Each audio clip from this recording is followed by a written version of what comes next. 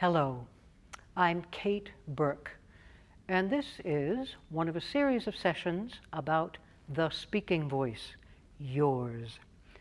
Let's talk about the integrated voice. If you've done some voice work, you've done some text exploration, and you're feeling pretty confident, you're able to give a presentation, get up in a public space, and be heard, understood, and felt. I would say that those three elements are fundamental and very important.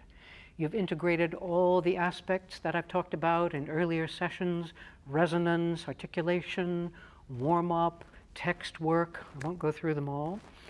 And now you're ready to apply them to life, to presentations you need to give in professional settings. So I'm going to demonstrate a little bit of that for you today in speaking the entire Gettysburg Address. And I'm also going to introduce myself, and I think that is so very important.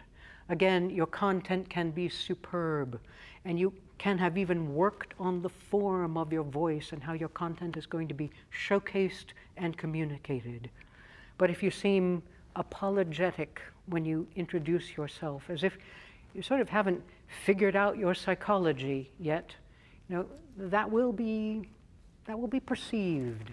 And it will color a little bit the way people respond to your presentation. So let's just assume that you've done all your psychological work and you are who you are. No one else is better qualified. I'm going to add a little caveat here before I begin.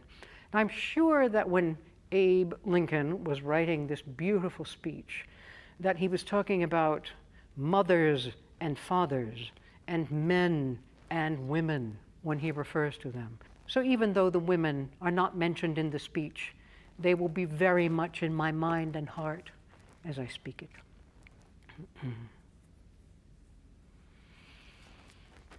Hello, I'm Kate Burke. The Gettysburg Address by Abraham Lincoln.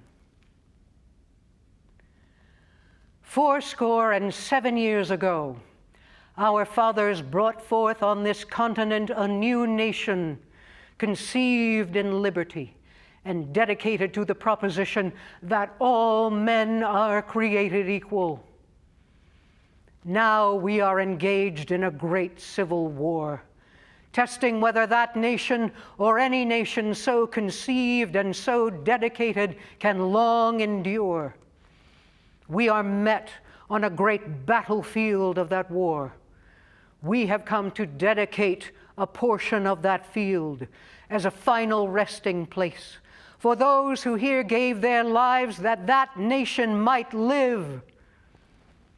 It is altogether fitting and proper that we should do this, but in a larger sense, we cannot dedicate, we cannot consecrate, we cannot hallow this ground.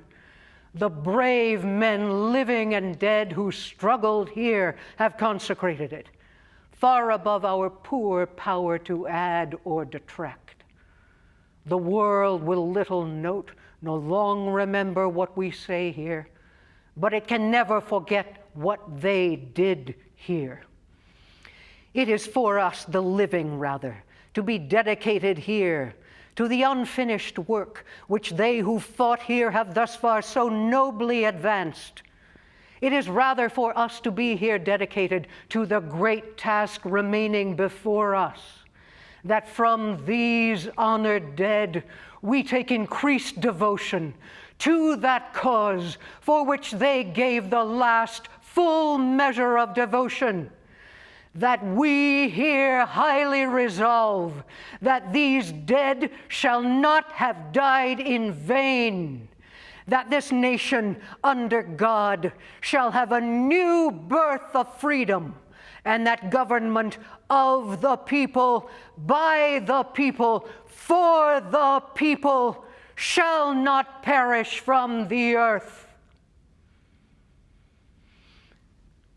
So, I tried to speak it in a way that perhaps captured some of the conditions present when Lincoln spoke.